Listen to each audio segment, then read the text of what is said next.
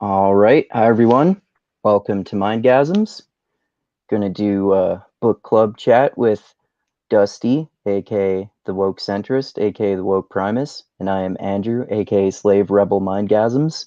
We're gonna talk about the awesome sci-fi fantasy book called Red Rising, which is kind of Hunger Games on Mars about a Martian slave who infiltrates the ruling class from within to destroy the empire for revenge of the death of his wife. And yeah, it's a very interesting book, and there's all this espionage, and at the very beginning of the book, the reason that Darrow is seeking revenge is that his wife gets murdered because they went to a forbidden place on Mars, and and Dusty didn't remember this, and I might be misremembering this, but I'm pretty sure that he learns that the ruling class, the Reds. So there's basically a caste system on Mars that's color based. So the Reds are the lowest class, and the Golds are the highest class. And I forget what the other colors are, but they're golds and silvers. And I might look up what the other colors are. Do you remember what the other colors are, Dusty? Remember there's like purples um that they There talk might, about. I think there might be pinks too. There's pinks, yeah, there's pink, violets. The guy who Oh, created Darrow is a violet okay. that Yeah, upgraded him. here's the list here. Silver, copper, white, blue, yellow, violet, green, orange, gray. Oh, it divides them by caste. So high colors, gold, silver, copper, white, mid colors, blue, yellow, violet, green, orange, gray, low colors, brown, obsidian, this or the stained, pink, red, and there are high reds and low reds. Okay. So yeah, a lot of it seems like it's interesting, and it seems sci-fi fantasy because again, it seems kind of like Hunger Games, but it also like a lot of the stuff in there reminded me of the Dune series and the sci-fi fantasy caste system aspect and the ruling class and the mentioning of all the Greek gods and stuff, except it takes place on Mars and they have this advanced technology. But oh yeah, I interrupted myself and was saying that. I'm pretty sure, if I remember correctly, that Darrow discovers that the Golds have been lying to the Reds for centuries because it takes place 700 years after Earth has colonized Mars, and the Golds have been telling the Reds that they're digging in mines to. It's something to do with them being able to terraform the Earth's surface so everyone can, or Mars's surface rather, so everyone can live on there. And it's actually the case that that has already been accomplished tons of years ago. So that's yet another reason for his anger. So he basically infiltrates. He gets working with this rebel group after his wife gets murdered, and the Golds try to hang him too, but someone saves him by drugging him and then takes him into this rebel group and gives him surgery to make him look like a Gold because they're physically bigger and stronger. And then he begins this process of infiltrating the ruling class from within to destroy it, and he ends up taking part in this kind of like Hunger Games-esque type of thing where a bunch of the Golds, they have to compete against each other to try to take over their houses and murder people along the way. And then he gets involved with a love, or Darrow gets involved with a love interest who he calls Mustang. And then he finds out that one of the Golds is actually also a Red who has been infiltrating the Golds. And yeah, there's a lot of interesting stuff happening in this. So I know we probably both heard about this from Daniel Green, who's that fantasy booktuber in the first place. And yeah, I thought it's a really good book, and I like the whole series too. So what do you think of the book in general and kind of the general themes like that, Dusty? Well, for me, it was a pleasant surprise to read. It's pretty slow going at first, but it does jump off rather quickly. I just love character development, Hmm. and this is a book about developing the character of Darrow. It's also about him becoming a leader, and it has, of course, the type of montages that attribute to a character growing not only in character but in strength and able to deal with the issues that he might have to deal with as it progresses through the story. So I know one of the things is that Darrow has a really strong base. His base is that even as a lowly red, his position within the Reds was quite adept at dealing with danger and life and death situations. Because his character was, as a Red, he was called a hell diver. And these Oh, hell right. divers routinely went into extremely dangerous situations. And hell divers themselves, their life expectancy was quite low. And as a hell diver, Darrow was a little longer lived than most. It seemed he had really good instincts while he was doing his job. So basically, what his job was is digging down into the depths. It was revolved around mining of some type of resource, and some of the things you would encounter while diving would be these creatures. I think there were like these worm-like creatures that were extremely deadly. And then Oh, right. not only that, the temperatures that you'd had to face were really high. So if you weren't doing your job really efficiently, it would be really easy to like burn your foot off or something by stepping on the wrong thing. Right. Because the whatever thing that they were mining was like in a molten form. So if you hit a vein somewhere and some of the stuff would come out, if it touched you, it would melt your suit off and kill you because they're still wearing suits. They're in this atmosphere.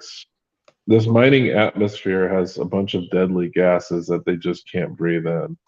So Right. they're in these mining suits to help them protect them from that. And if they get a suit breach, that's basically the end of your career. Yeah, definitely. So he had a very, very stout base to base this character on, especially when he gets transformed into a gold. Yeah, Uh, that was one really interesting part where they show the technological advancements in surgery that allow that Doctor Rebel who saves him to be able to surgically alter him to have like higher muscle mass, higher testosterone, increased strength and speed and endurance and all that kind of stuff. yeah, and they also put him under some type of mental training regimen, like not unlike the Matrix, where they just kind of Yeah. download all of this knowledge into his brain to help him pass as a gold because there's so much things he needs to know. I think he also had to do like etiquette classes and stuff like that um, to make sure he can pass in society as a gold. So Hmm. he had to do quite a lot.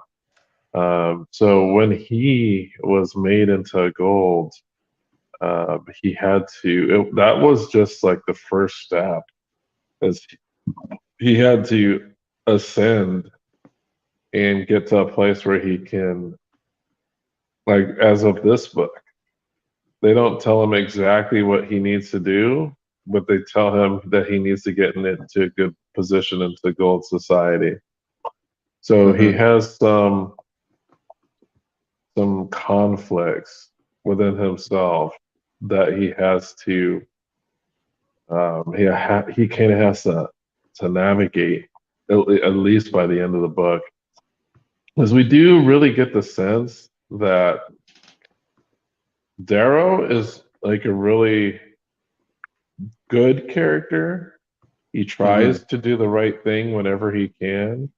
Yeah. There are some parts in the book where he is pitted in doing things that he absolutely does not want to do, but knows that he has to do that in order to survive. I think one of his first big tests was when he got admitted into the institute. I think that's what it's called, like the training thing. It's called like the institute or something like that, Yeah, when you where he have had to to take his go. tests and all That of that. test is the passage, I said, right?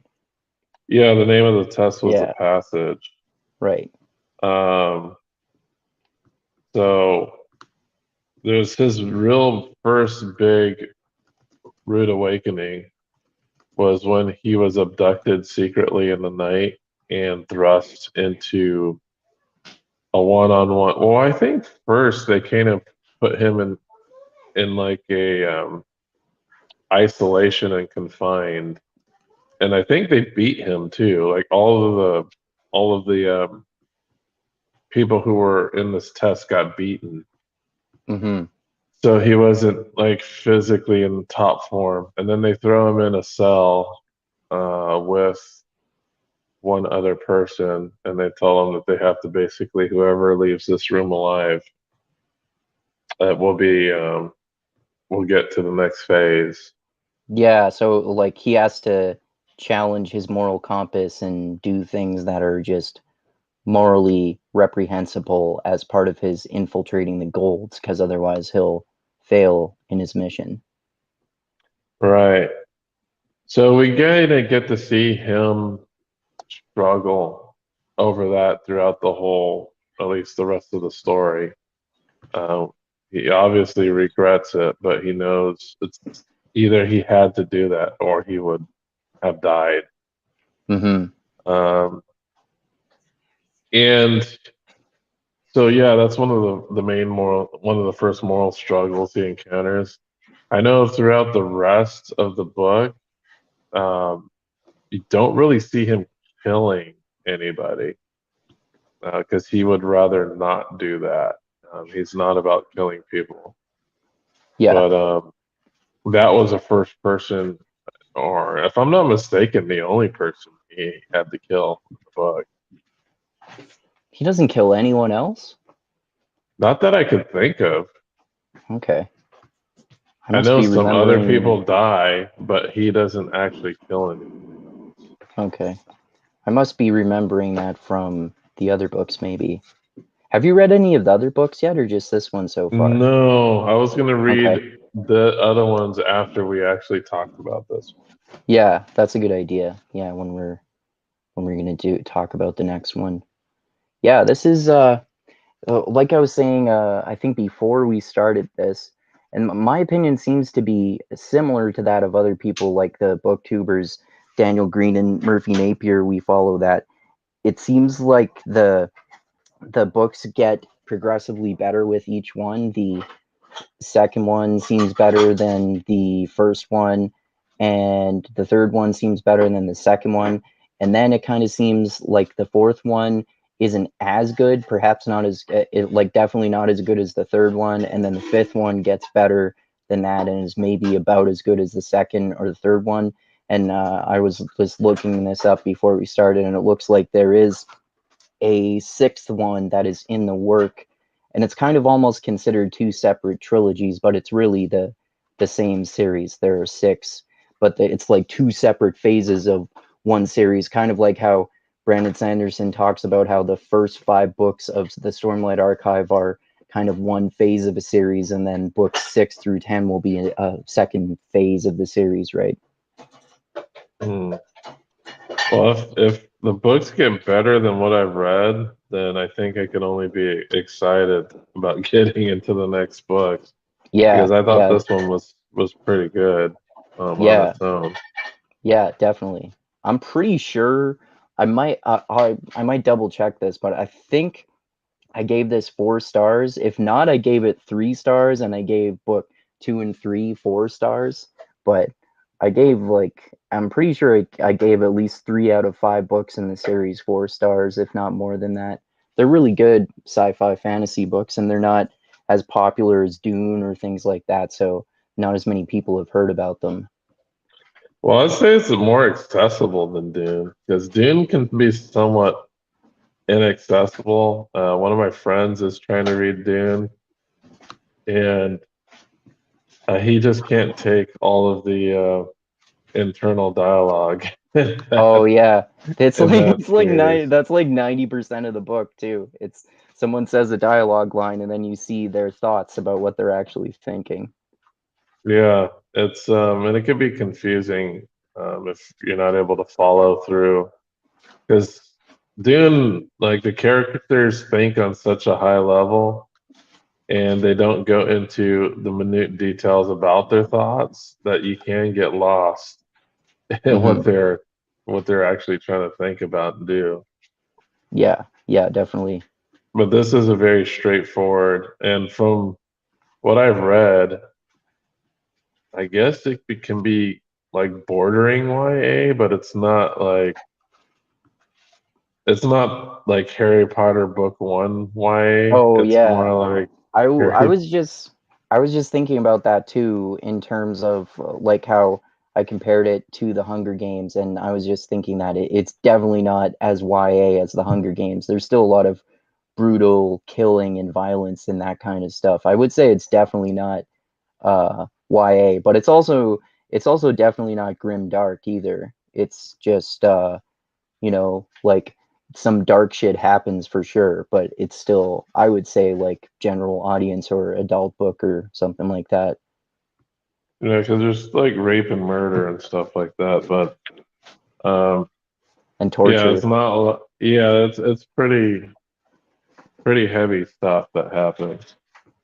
Hmm. Um, but yeah, I'm excited for the next books. If this is like considered not as good as some of the books that are coming along in the rest of the series, Well, like that's happy for me to hear that. it kind of it kind of has the standard first book plot of the Hunger Games or like similar type of contest based novels where there's a character in the lower class and they rise up through to the upper class by defeating this contest that pits houses against each other, and then the after that the books get more unpredictable because they're about, well, what happens when this the person in the lower class of society has infiltrated the highest class and is getting his revenge and shaping society the way he sees fit. Right. So yeah, most of this book um, concerns the contest, like the Hmm. vast majority of this book. And did you want to kind of describe what the contest is exactly that they have to participate in? Yeah, so it's basically is it a contest of all the I don't remember, is it a contest of all the different houses, or like all the higher class houses, or just the golds? Um and they're It's just kind of what the initiates have to go through. So okay. one of the things we find out is once they're admitted in this institute for golds, basically half of them are going to get killed off. Oh yeah, right, I forgot that. Yeah, so they Yeah, do those some two, type the of, losers. yeah, they do this whole survival of the, so the golds system currently is based on survival of the fittest. Yeah. And the very first major test that they do is they pretty much eliminate half of the class. Yeah. They And basically have to do all of these challenges involving like kidnapping and killing people to take their houses, and then all sorts of other terrible dark shit happens too. yeah, so before they even get into the game proper, they go through a selection process, which involves um, one-on-one fights to the death. And once they pass that, the house proctors choose which teammates they want on their teams. And the house proctors are basically like coaches or instructors that kind of guide their group and tell them basically the rules of the game and what to expect. But Right. yeah, they're doing like they choose their teams. I'm not sure that Daryl gets chosen pretty quickly, I think, because I know Daryl Yeah. had really high like intellectual test scores. Hmm. Plus, he's not like the biggest and most brutish of the golds, but he's definitely physically strong compared to some of the others. Yeah. Yeah, definitely. And I don't remember where. Oh, when is it that Darrow meets Mustang? He meets her for the first time, and then he meets her later on, and then like she becomes his ally until he doubts her Yeah, later on when it seems like she might double cross him, but that ends up being a red herring. yeah. So before all that happens, I think it's good to note like what is this game? What are the rules? Yeah. So the game is there's different houses and they're located in different areas of this vast like battlefield. That's basically the battlefield has a few castles strewn about and limited resources, and they put all of these houses in this battlefield, and they basically tell them the last house standing is the winner of Hmm. this game. And the way that they can win is by quote unquote capturing the flag. So each house has its own standard. And if you capture that standard, the house basically dissolves and um, you can enslave the other house by branding them with your own standard. Right. Yeah. So the goal is to capture all of these standards and to enslave everybody else. Hmm. So when they get in the house that Darrow is a part of is called House Mars. And House Right. Mars has two other people who are vying for power. One being Titus, who is kind of this physically imposing figure, and another one is Antonia, and she is a character that um, I think Darrow first bumps into um, in the institute, and she just kind of brushes him off and is a bit rude to him. But it's Yeah. and Cassius also kind of we see leadership potential in him as well. But the factions do break off, and it looks for a time that Darrow and Cassius are kind of co-leaders of this other faction, whereas Titus and Antonia have their own factions, and then Severo, who is like this kind of outcast figure, kind of goes off by himself. And I remember Darrow's group, he basically, the people that follow Darrow are all like the misfits and rejects. Yeah. Uh, so he gets all the misfits and rejects, plus Cassius, who he's actually, Cassius is, he's really intelligent and he's also a pretty good fighter, Yeah. but And he's also, not. to go back to Titus for a second, he also has that nickname, the Jackal, and No, no, he. Titus isn't the Jackal. It's another character is the Jackal. Oh, it isn't. Wait, who is the Jackal then? The Jackal is from House Pluto. Oh, is it Severo? No, so, we haven't even met the Jackal yet at this point. Oh, I know. Yeah, at this point, it's just conflict within House Mars. So what happens is, I believe they kind of have three areas. Um, Titus has like the big castle and keep, but they don't have food resources like Darrow's does. I think Darrow doesn't have that great of a starting place, but they have food. Right. So while they're starving, they're like battling against each other and they're doing like siege warfare. But at one point, he realizes that they have to kind of reunite the houses.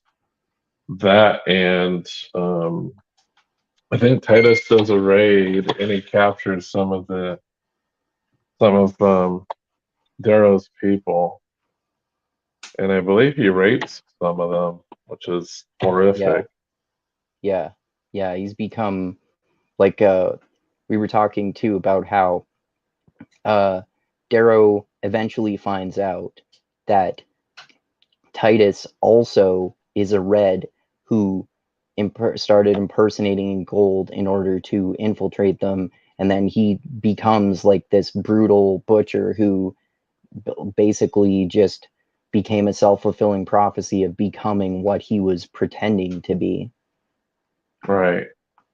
So I know eventually Titus does um, he does get captured, um, and Antonia kind of just reluctantly goes along with what's happening because she knows that Titus is a prick also.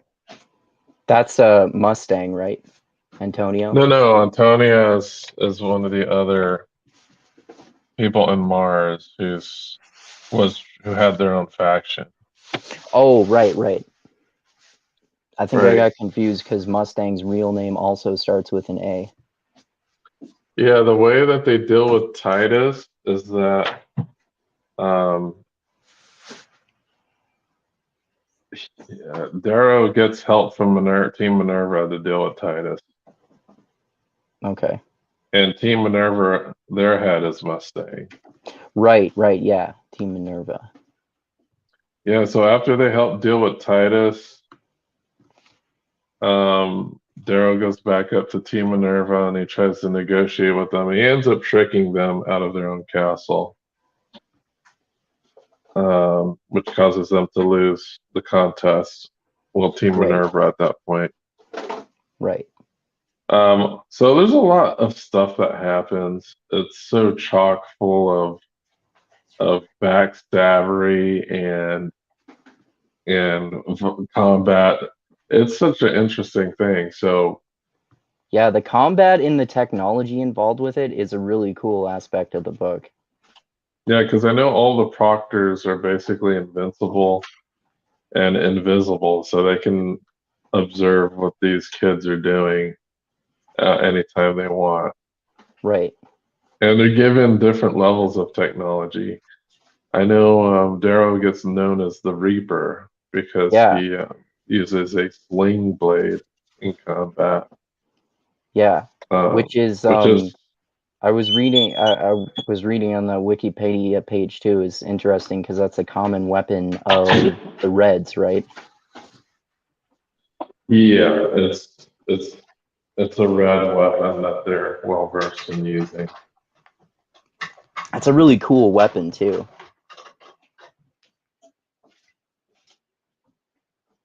It's something that he becomes known by, the Hmm. Reaper.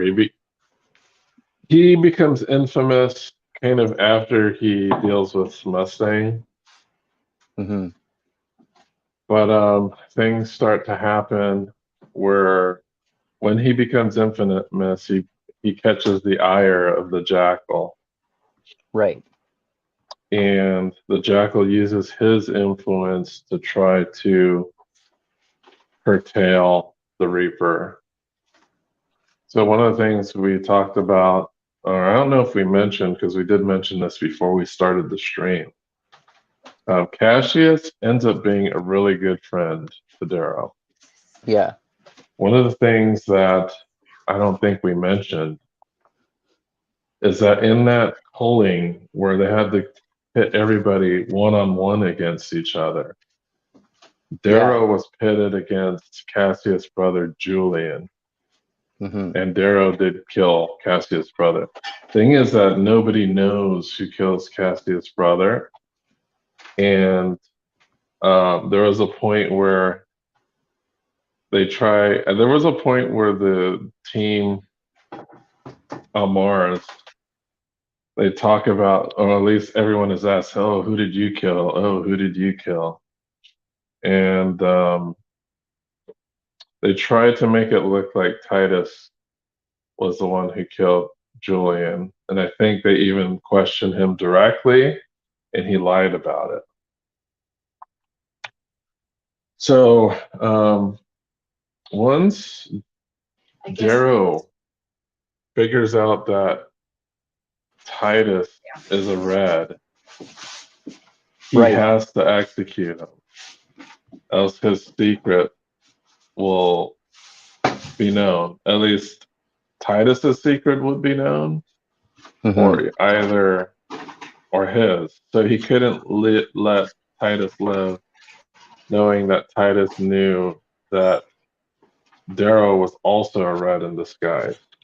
Yeah, and another major way that he has to compromise his moral principles in order to achieve his goals, which often happens for those, those extremely morally good characters in stories and books and movies and shows. Like this one example that I'm thinking of that's a good comparison is Holden in The Expanse. He ends up like being this totally good character, but then slowly throughout the series, he ends up compromising his morals a few times and acting like more of a utilitarian, basically doing bad things for the greater good, but he still always tries to be as much of a morally good person as possible. Yeah, so he's starting on a solid moral base, and just remember, Darrow was married. He before all of this happened, he was a married man. I don't believe any of the people in this contest are married. Yeah, not as far as I can remember. I don't think golds get married at a young age like the reds do, because the reds don't have as long as life expectancy as the golds. So it sounds like the golds start out really early when it comes to marriage. But anyway, um, yeah, so talking about this Jackal character, right? The Jackal manipulates Cassius into dethroning Darrow, who is the primus of House Mars at this rate. And he does that by telling Cassius, I think he sends him some type of message or something like that, that Darrow is the one that killed his brother. Right. Yeah, he doesn't know that. So there's a point in time where Cassius and Darrow meet and have a duel. Yeah, And that's a really Cassius, cool duel. yeah, and Cassius wins the duel. And Darrow is left for dead. But Darrow ends up getting saved by Mustang. So you think this character, like, what's going to happen to Darrow? He's like, all of his friends are gone. He's presumed dead at this point. And he kind of has like this epiphany that the current system that they're using is not the right way to do things. So he slowly builds back up. I think the first thing he builds up with is a lot of the deserters have fled to a particular part of the battlefield. And those deserters are like the people who got slave markings and just didn't want to do what they were being told, or those who just like completely deserted. He was Right. able to actually round up all the deserters, and he made some promises to them. And his promise was like he would never put a slave brand on anybody, and he basically um, wanted to make a trust system for his followers. He didn't want to do any slave branding. And he Yeah. says that anybody who's already a slave, um, all they would have to really do was prove their loyalty, and he would remove those brands. Right. Yeah, So he wants an army that's loyal to him rather than one that he just rules through fear and slavery. right. So he builds his army back up with the help of Mustang. And he meets up with some former colleagues of his as well. Severo, he finds Severo again, and then they start to form another group. His the first when he first starts doing skirmishes, he starts to leave his sign everywhere, like the Reaper sign. Right. So that Yeah. made people incredulous because they think he's dead at this point. Right. But no, he's alive. So I think his first thing is to go out after some of the other houses, like Apollo and some of those houses. And as he's doing this, he's taking these houses down one by one. And it comes to a point where he gets visited by a proctor, and the proctor tells him, "You can't do this. You're not supposed to win. Like Right. this whole game is rigged." And he finds out by at one point they were able to capture the jackal, and the proctors rescue the jackal. Mm-hmm. Yeah. Because he's It's defined like, the rigged, because Darrow's defined the rigged way that the game is supposed to end up. yeah. So we find out eventually that the jackal is the son of like the president of the society or whatever. Yeah, the leader of Mars. I'm gonna Eh, look it up again, but it's I forget what the exact title is. yeah, because I know he gathers some new allies. I know some of the old House Minerva people are join up with them as well. And there was this one guy named Pax, I think, is like the super strong, big, dumb guy. Yeah, massive warrior aligned with Virginia and House Minerva, it says here. Yeah, what was his name? Pax something. Pax Au Telemanus. Oh, Telemanus, yeah. So, Paxo Telemanus, he's always screaming his name like a rapper. Um, Yeah. Oh, whenever, oh, see, I was gonna comment on what we were talking about how there are all these ancient Greek names for houses in the book. Like some of Mhm. a lot of the houses are oh yeah, so They're House all gods. Ceres, Apollo, Jupiter, Greek gods, and then the the ruler of Mars is the arch governor and his name is Nero. So obviously that was one of the most infamous rulers of ancient Rome. So it's like there are a lot of I get a lot of vibes from more ancient Rome Rome. than ancient Greece, but also obviously ancient Greece too, with the way, particularly the ruling class of the golds are on Mars. Yeah. So Pax Telemanus, they have the jackal dead to right. And what happened, the way they caught the jackal was they basically infiltrated and took over a fort, and there were a few people left behind. And there's like obviously like this weakling person who wasn't didn't look suitable to fighting, who basically surrendered when they took over the castle. This weakling person actually ended up being the jackal. Right. Yeah. And Darrow put two and two together, and they caught him and interrogated him.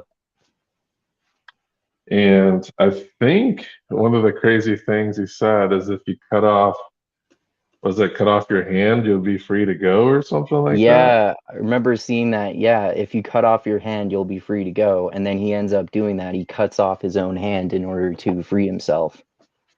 Right. But before that, he tries to kill Darrow, but Pax Telemanus like shields him from that, and he gets stabbed to death.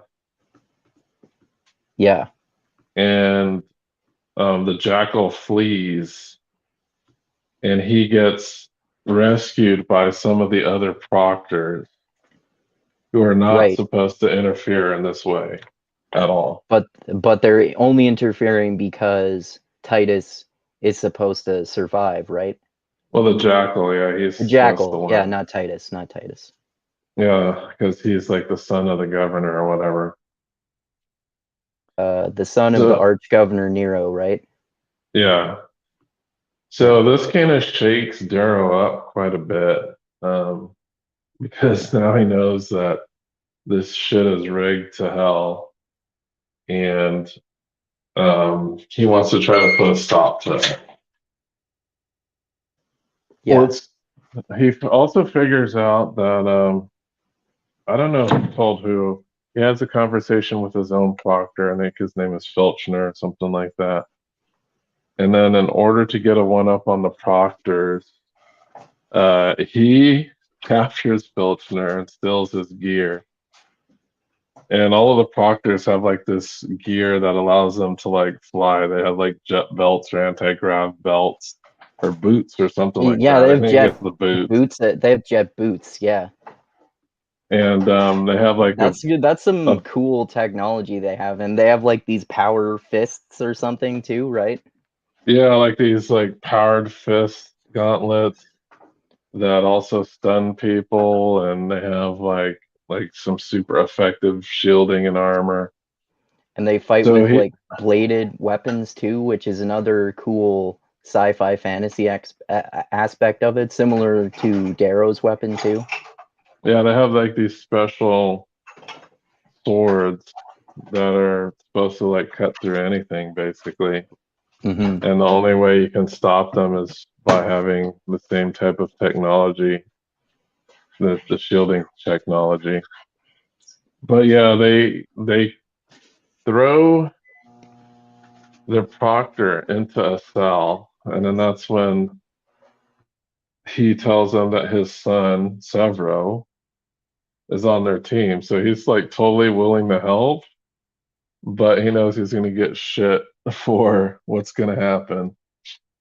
So anyway, Mustang and Darrow hatch a plan. He well, anyway, Darrow wants to go attack the proctors themselves, Right. uh, and win by, I don't know, he doesn't kill any of the proctors, but he definitely wants to stop them from aiding the jackal. So Right. while he's doing this and he's attacking Mount Olympus, is what they call it. That's where all the proctors stay. Yeah, that's obviously another ancient Greek reference too. Yeah, he takes Severo and I think another one or two of his people to infiltrate Mount Olympus. And while he's doing that, he sends um, he sends Mustang with all the rest of their forces to attack the Jackal and Right. capture him. Mustang and House Minerva, or all of the rest of them too. Well, everybody that's under the Reaper's new kind of conglomerated house. Right. So everybody under the Reaper and Mustang at this point. So Which is Mustang is, multiple. So that's multiple colors, right? yeah, it's multiple colors because their philosophy is you can join us and we're not going to enslave you. We're going to give you the freedom to act with your own free will and to be loyal to us. Right. And he did that with all the houses. I think when he first captured some of the houses, he had to temporarily enslave some of them because they're, some of them are going to be crazy. Right. And he said, hey, you know, just prove to us that you're going to be loyal and we'll remove the slave brands. Mm-hmm. And I think all of them did eventually. But she takes the bulk of the forces to take on the Jackal while he does the infiltration. So during the Right. infiltration, I think he fights the House Apollo Proctor.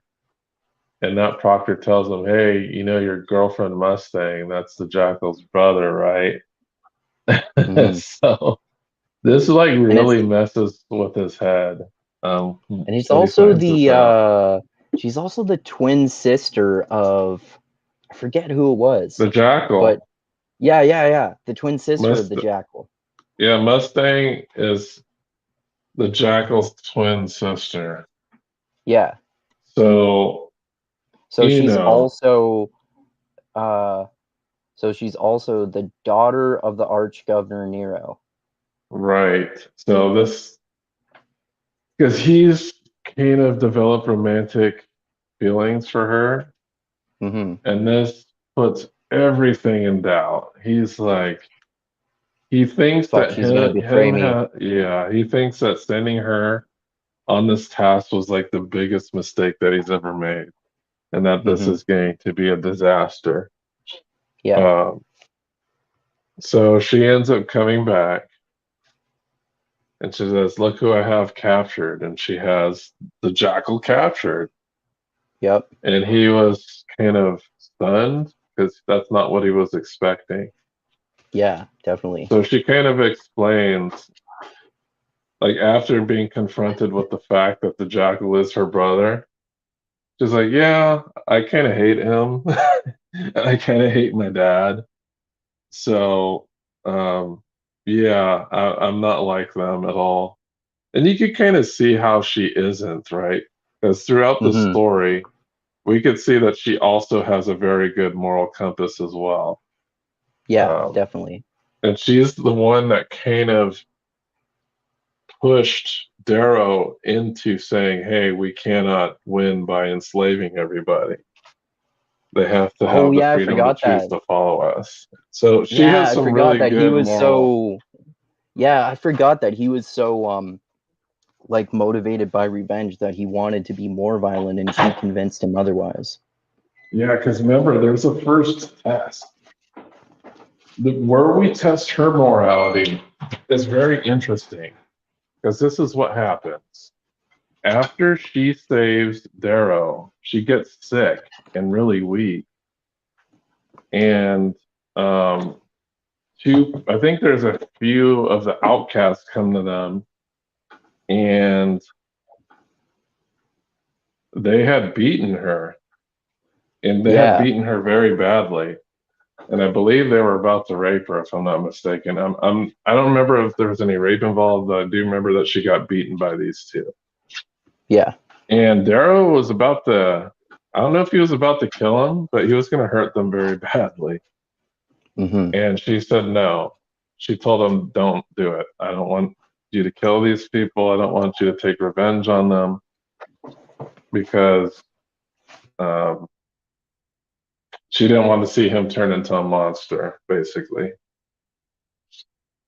So we kind of got to see what her moral compass was at that time. And she was like more morally grounded than Darrow was. Yeah. So we see at the end that she was completely loyal to Darrow and that she was nothing like her dad or her brother, who are like power hungry assholes. Mm-hmm. So Yeah, and she, you can see that you can see such that distinct contrast because you know most people are really loyal to our family members, so you have to have done some really dark shit to be able to like allow your family member to be okay with betraying you like that. Right. So yeah, at this point, the whole game ends because he's captured all the standards. Hmm. So as soon as everything's done, said and done, he gets contacted by a few different houses. And when I say houses, I'm not talking about the houses that were participating in this contest. I'm talking about like the houses that were the ones that basically ran the society, the different houses. Hmm. I think it was Darrow's plan that he wanted to be part of like the military, and he wanted to perhaps try to be a commander in the Navy. Yeah. And he's been given that option and many other options. The other option he got is the Nero wanted to hire him, right? Oh yeah, I forgot that. Yeah, so he's kind of morally conflicted at that point because one, Nero killed his wife, and he has, Hmm. but he also has this mission where he has to rise as far as possible in these ranks. And it's interesting because we could see that there's kind of a conflict going on inside Darrow. And the conflict is he going to assimilate as a gold, or is he going to basically fulfill his mission? Because if he's trying to assimilate as a gold, he's not supposed to fall in love with a gold, which he did. Yeah, exactly. And also, uh, like it would be bad to work for Nero because he murdered Io, Darrow's wife, but also that would, like you were saying, allow him to have much more power to accomplish his mission of being able to just destroy the empire from within and make it more fair and shape it as he sees fit. But then he could just go with his revenge impulse if he wants to gain more power. But then again, that would be defying his moral principles and in his own mind, kind of like betraying the memory of his wife too. Right. So I think the position he was going to go into before he was asked by Nero was like to become, I think it's called a lancer or something, which is like the military branch. Right. But Yeah, I think you're Nero right. went up to him personally and it's like, oh, I want you, because he already chosen. And after he had chosen, Nero went up to him and said, hey, take that back and work for me. And Darrow hates his guts, like to Yeah. the depths of his own soul. He hates this guy. And Yeah, of course. not only does he hate him, he is in love with his daughter. Hmm. And his daughter would never have thought that he would, like, Mustang would. I don't know how this is going to. I haven't read the rest of the books. I'm sure there's some implication there that happens and they expand on it. But um, it kind of this is kind of a moment that exposes his um, perceived phoniness, I would say, Yeah. because Yeah. viewing from Mustang's eyes, Mustang must think, how could he ever work for my father? Hmm. You know, given like what had happened at the games and how corrupt it was and how they were pushing the jackal more than anything else. Hmm. So Yeah. it's interesting how he's going to have to explain that away in the further books. And I'm excited to look into those. But yeah, at the end of the book, he totally does the climbing the corporate ladder move, even though it would be like the morally wrong move to choose. Yeah. But it's the strategically best because he's there sent on a mission.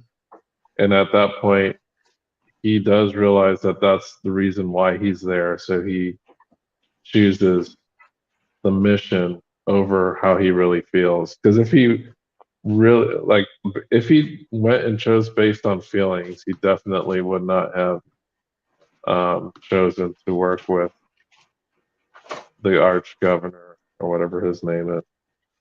Mm-hmm. Yeah, definitely.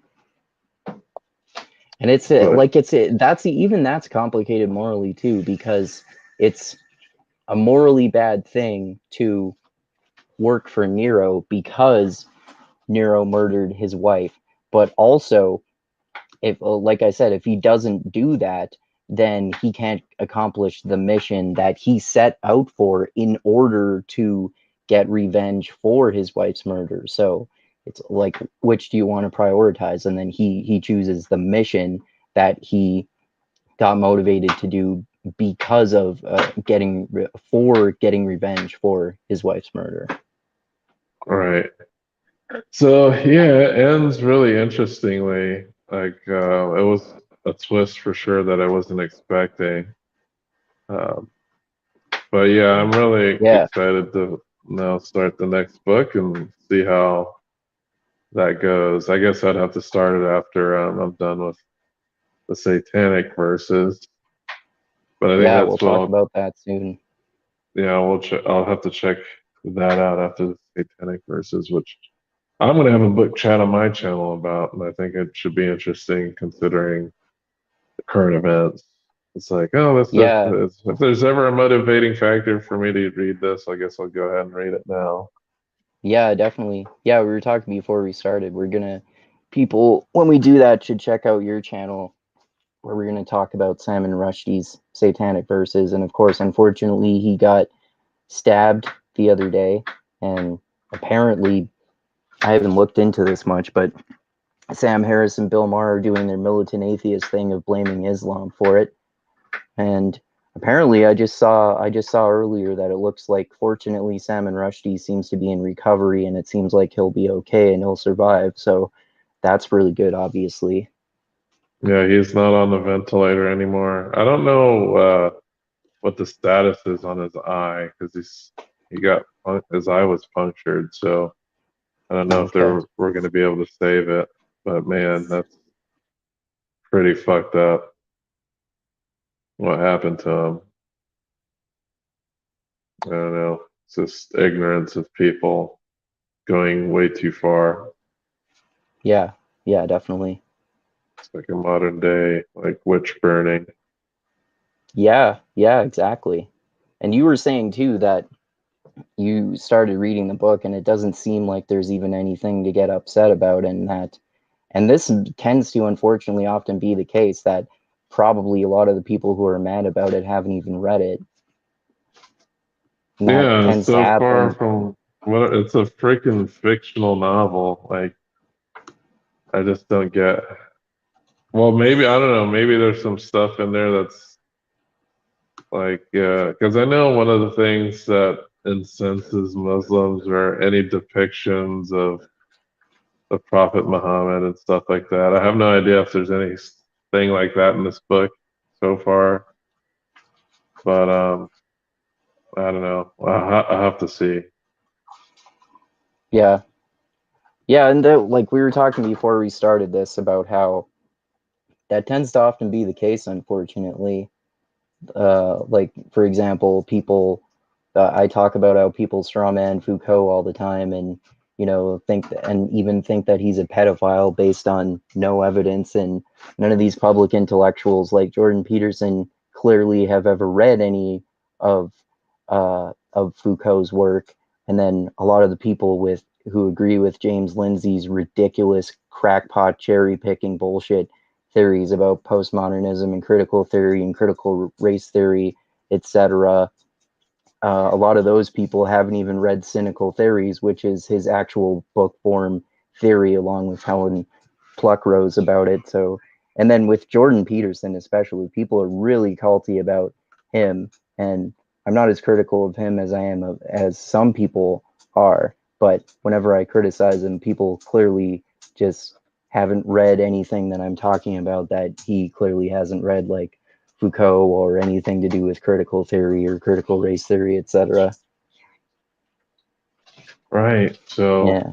I don't know. And It's just similar and more sorry, so I was thinking more similarly to the satanic verses, when there was like a moral panic among Christian evangelicals about the Harry Potter books when they came out, that I bet most of those people didn't read the Harry Potter books either, because like it's not like they're promoting evil in any way whatsoever. yeah, it's just, they're extremely benign books. Like I don't. It's like any mention of the word magic and spells. There's some Christians that will they'll basically just call it the devil's work. Yeah, Like fictional stories. How why is that type of fiction worse than you know a fiction where there's like a barbarian that just chops people's arms off? yeah, yeah. It seems It's like like it doesn't seem like this happens as much anymore, but especially like we talked recently about how in Stranger Things season 4 they had that whole aspect of the satanic panic about D&D nerds, as if these like nerdy kids who are playing D&D are somehow worshiping the devil or something, which is so hilarious. Like nerds exercising our imaginations is in no way, shape, or form dangerous. yeah. So but often that's something that I do. Like a controversy happens, and I like to dive deep into the thing or the product that caused this controversy. I want to Right. know why people are so upset. So that's why I wanted to read the Satanic Verses. And it's funny because on its face, it sounds like the worst fucking thing that you could read. Oh, the Satanic Hmm. Verses. What could this be about? And then I read, oh, Yeah. it's fiction, so it's not a nonfiction or it's not purporting to be a religious text or anything. It's just a novel. I was like, oh, Yeah. okay. But I wonder why it's called the Satanic Verses. I guess I'll have to find out. Yeah. Well, and even in nonfiction books that could be more conceivably like directly morally threatening to people, um, like two polar opposite examples are two books that we read and discussed. One is The Coddling of the American Mind, and the other is The New Jim Crow, which a lot of people criticize clearly just based on their title, because based on the title, The New Jim Crow, it sounds like some woke SJW book, and based on the title, The Coddling of the American Mind, it sounds like some really far right wing book, but neither of them are either of those. They're mostly just like they're pretty like data driven, intellectual, exploratory books about, in the case of the New Jim Crow, the way the the basically all the negative effects of the drug war in general, and how there have Hmm. been racially disproportionate effects on black people, but it's not like preaching about that and saying that's the only factor.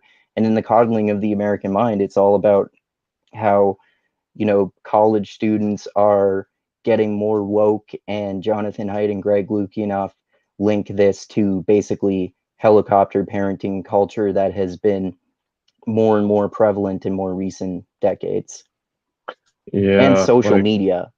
That's a major right, factor social too. media. Yeah, that's a big factor as well. Yeah. But yeah, it's Yeah. I don't know.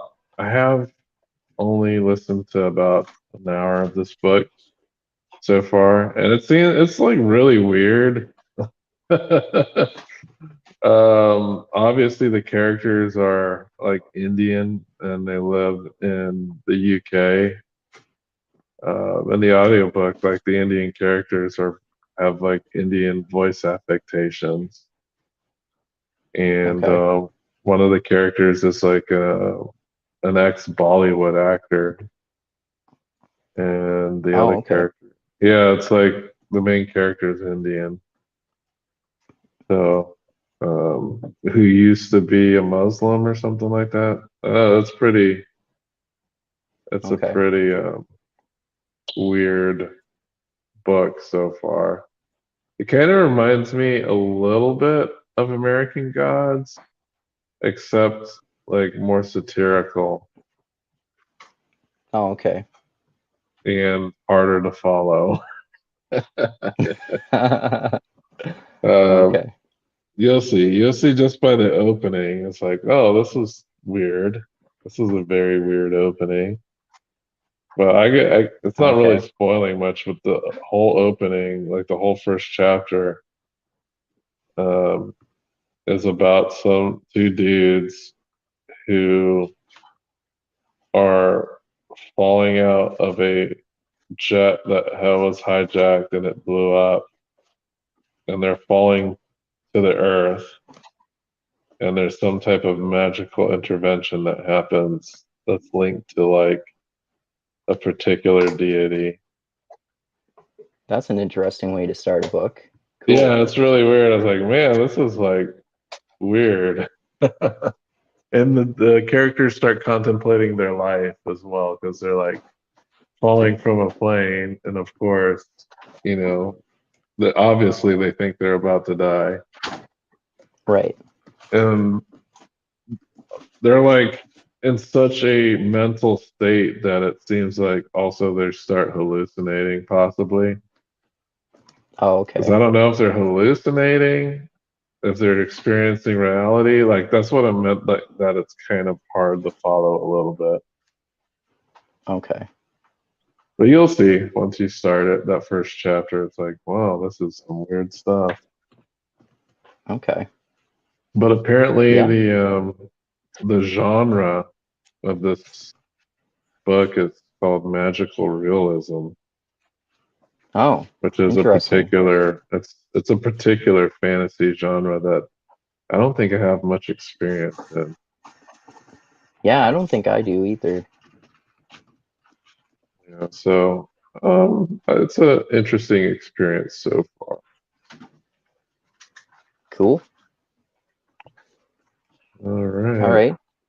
Well, um, I guess we've said pretty much all we were gonna say about Red Rising, eh? Yeah, I would really recommend the book. It is, I thought it was a breath of fresh air. I did like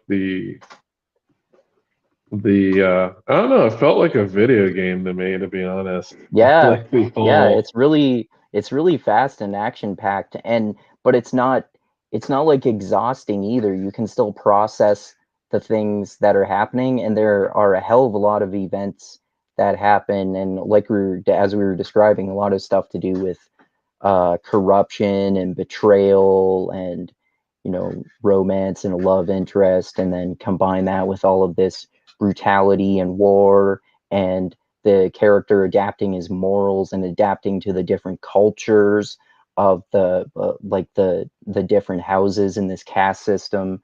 It's all really interesting stuff. yeah, yeah. And I've actually never read any of the Hunger Games books. I did see all the movies, so I can see kind of like the parallels between the two. I'd But say like especially this book is like a way better version of the Hunger Games. yeah, I kind of enjoyed like the team-based nature. You didn't have to kill. It was more about strategy, how to form a group and how to be a leader rather than be some badass that has to kill every single person in this arena and be Yeah, the yeah. last one standing. It's not like that, but it is similar in that you have young protagonists that have to be put into this warlike setting where they're fighting each other and using different battle strategies and surviving and trying to form cohesive social groups based off of different criteria. Um, hmm Yeah, because the like whole there's a lot of reason, politics and military strategy and stuff like that too, for sure. yeah, and there's like some philosophy too, like thinking about hmm how the society is structured. Like he's constantly thinking about how the golds have structured society and why it's like it is the way it is. And then as he's diving deep into the golds, he's kind of figuring out that the golds don't have it easy either. Yeah, Uh, exactly.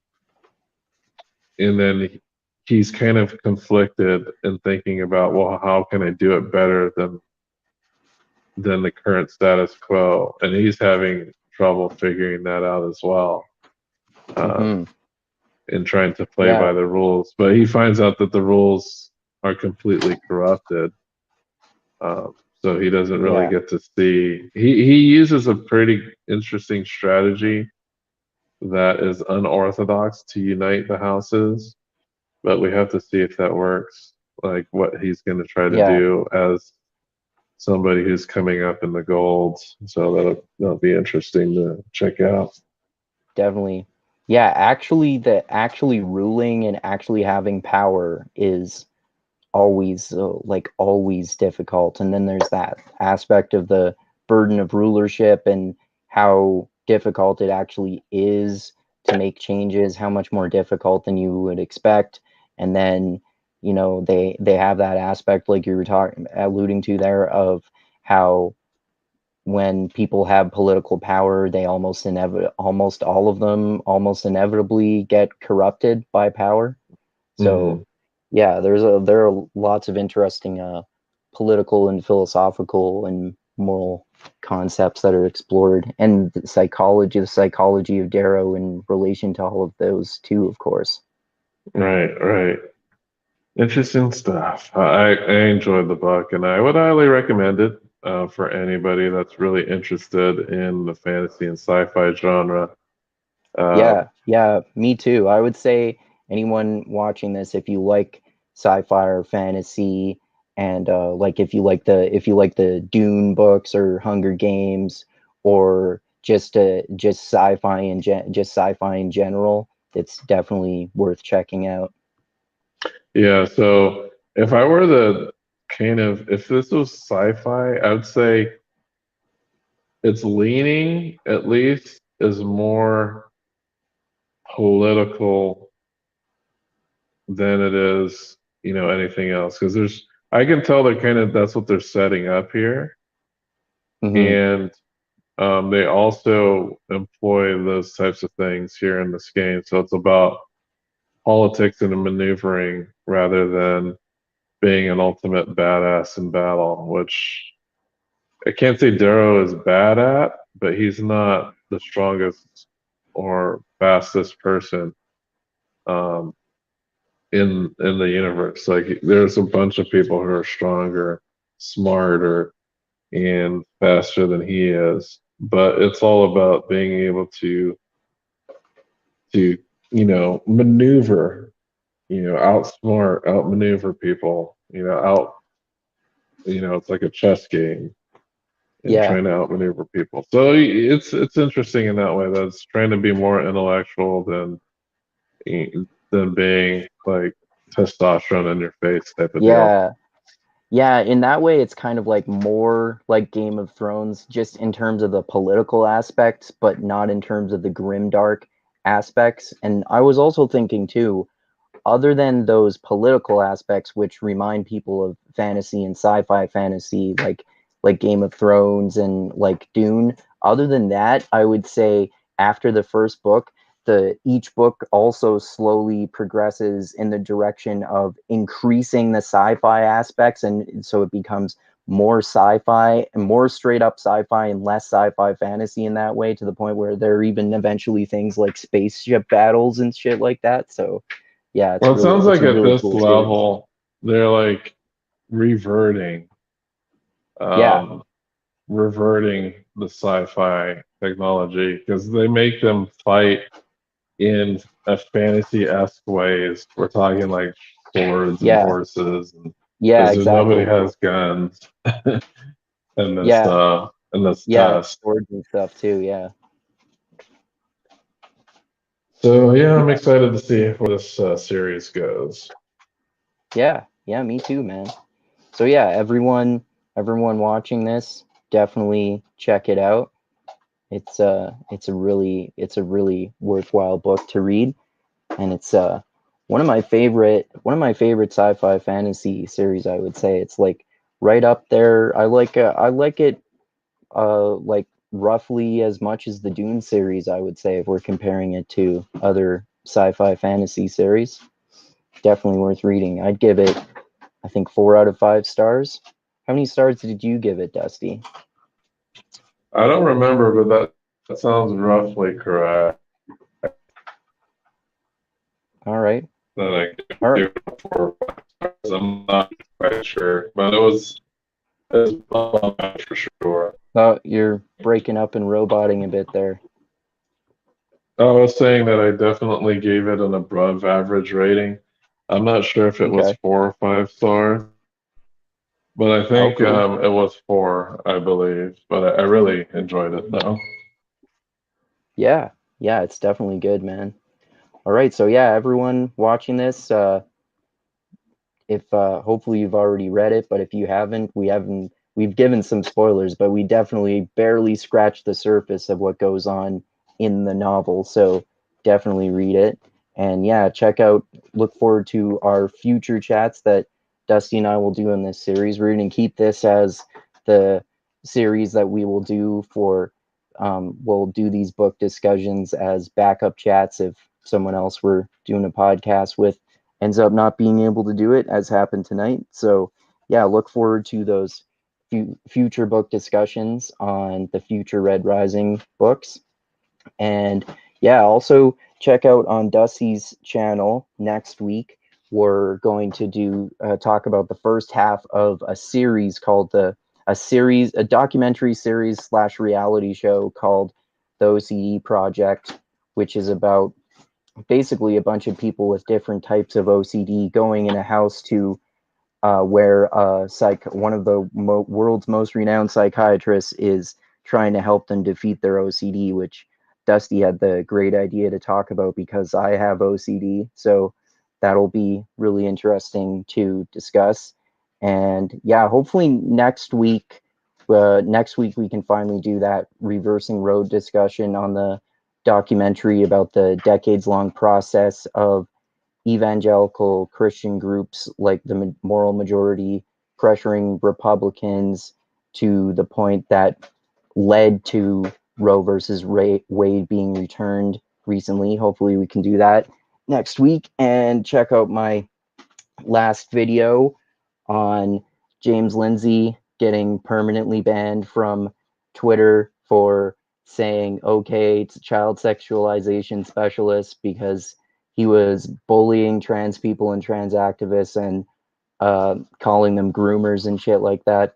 And I'm pretty much a free speech absolutist, so I don't think he should have been banned. But that's not my decision. And James Lindsay is on Twitter like all fucking day long, every day. So he should have known that was going to happen because he knows that they have really strict rules about that kind of stuff.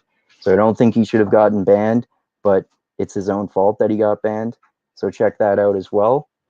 And yeah, check out every other thing that we recently did on Dusty's channel.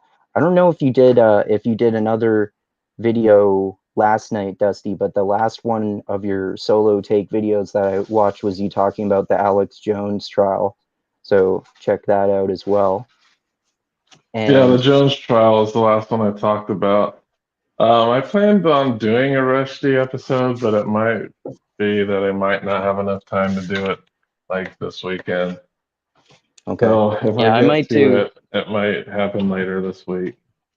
Okay. Yeah, I might do an episode about that too. And yeah, so thanks everyone again for watching. Subscribe to the channel, share this chat everywhere, get people reading that book, and click that bell to be notified when I come out with new videos. Gonna do some more solo videos this week and probably continue one of my book series. I think the next one I'm gonna do a video on is the Lacanian slash Hegelian slash Marxist philosopher Slavoj Žižek's book called Less Than Nothing, in which he has a ton of different controversial takes on philosophy, theology, and other intellectual topics like that. And oh yeah, also check out my Patreon page. The link is in the description of the video as always. And if you give me $10 a month, you can vote on future topics, books, and movies that we'll discuss. Until more people do that, I guess it's just me and Dusty who get to make those decisions. Too bad for you guys. All right, so and oh right, almost forgot to say, like I always say, most importantly, always remember this: keep being the tiny beam of light that shines through the almost impenetrable darkness in the universe. I love you all. Groove is in the heart, and the funk cures all. I did those out of order from the order that I usually say them in. And also, read Red Rising, and check out Dusty's channel, Woke Centrist. And anything else you want to say before we end it there, Dusty? I've got no plugs that haven't been plugged already today, so I'll just say adios and hope to see you guys next time. All right. Thanks again, everyone, and adios until next time.